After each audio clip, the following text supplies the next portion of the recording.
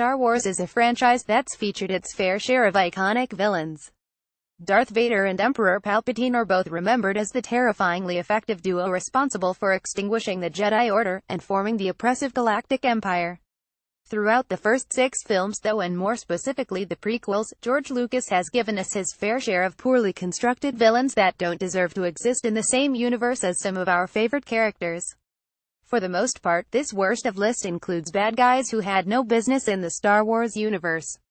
These are the ones that made no sense in terms of what their motivations were, how they were depicted, and eventually, how they met their respective ends. Not everyone can be Darth Vader, but it hardly seems like too much to ask to have a villain be someone we actually enjoy seeing on screen. A disclaimer: Darth Maul doesn't make this list despite his full-on performance in The Phantom Menace, thanks to the large part his character played in the Clone Wars cartoon series. 6. Jango Fett. Source: Lucasfilm. Boba Fett may not have said much in the original trilogy, but that didn't stop him from becoming one of the most popular characters in the franchise. If we're being honest, most of that was based on a cool-looking costume, but that doesn't make him any less awesome in the mind of 13-year-old you. Knowing that, the appearance of Boba's father, Jango Fett, could actually have lent some depth to a character who was mostly a blank slate. Instead, we got a haphazard backstory about Jango being the template for the Republic's clone army, and an unceremonious decapitation at the hands of Mace Windu. Sadly, there is no such thing as a noble death when it comes to the Fett family. 5. General Grievous. Source: Lucasfilm. Grievous is a character whose backstory could have used far more exposition than it ended up getting. Once he arrived on the scene in Revenge of the Sith, when he first appeared in Episode 3, he was a lightsaber-wielding cyborg alien with emphysema, and that was about all we knew.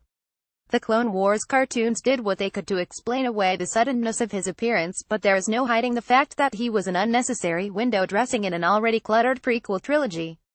4. Count Dooku. Source: Lucasfilm. Speaking of unnecessary villains, none are more notable than Count Dooku. Dooku appeared out of nowhere in Attack of the Clones, billed as an ex-Jedi leading the Separatist rebellion against the Republic. This introduction came with a couple problems. First off, a powerful ex-Jedi turned Sith apparently trained by Yoda likely should have been mentioned somewhere in Episode 1. Second, we're supposed to see him as a credible enemy despite knowing virtually nothing about him or where he came from. His oddly sudden presence ended one movie later, when he was just as abruptly killed off in the first 15 minutes of Revenge of the Sith. 3. Every stormtrooper ever. Source: Lucasfilm. This one applies primarily to the original trilogy stormtroopers, and not the clones we see in the prequels. The stormtroopers we see in episodes IV through V number themselves among some of the most ineffective henchmen in film history.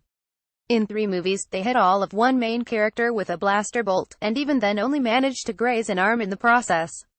However, their true low point came in Return of the Jedi, when troops who were allegedly some of the best the Empire had to offer found themselves beaten by a tribe of Muppet teddy bears with spears.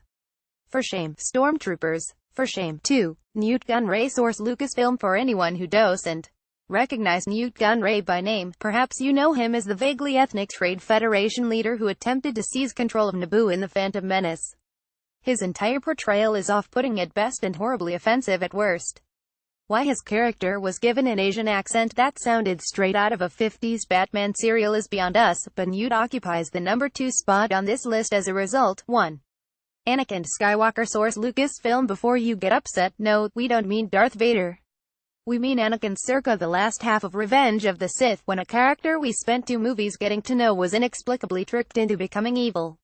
You'd think that a moody, whiny 20-something would be far more palatable as a villain, but instead what we got was, well, see for yourself. It's nothing good, and it makes you really yearn for the decidedly more stoic Darth Vader we see in A New Hope. Thankfully, the days of this Anakin are officially behind us, now that The Force Awakens has been released. Follow Nick on Twitter at Nick Northwest. More from Entertainment Cheat Sheet.